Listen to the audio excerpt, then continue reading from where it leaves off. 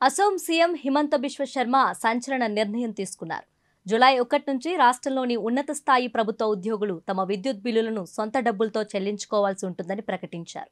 గత 75 ఏళ్లుగా మన మంత్రులు, ప్రభుత్వ సీనియర్ సచివాలయ అధికారుల నివాసాలకు విద్యుత్ బిల్లును ప్రభుత్వమే చెల్లిస్తున్న విషయాన్ని హిమంత బిశ్వ శర్మ గుర్తు చేశారు. అయితే ప్రజలు చెల్లించే ట్యాక్స్ సొమ్ముతో ప్రభుత్వ అధికారులకు విద్యుత్ బిల్లులు చెల్లించే వీఐపీ సంస్కృతికి ముగింపు పలుకుతున్నట్లు ఆయన వెల్లడించారు. జూలై 1 నుంచి తనతో పాటు చీఫ్ సెక్రటరీ కూడా విద్యుత్ బిల్లులను తామే చెల్లించనున్నట్లు హిమంత బిశ్వ శర్మ తెలిపారు. ఇదే విధంగా ప్రభుత్వ ఉద్యోగులంతా వారి విద్యుత్ వినియోగానికి అయ్యే బిల్లులను చెల్లించాల్సి ఉంటుందని ఎక్స్ ఖాతా వేదికగా వెల్లడించారు.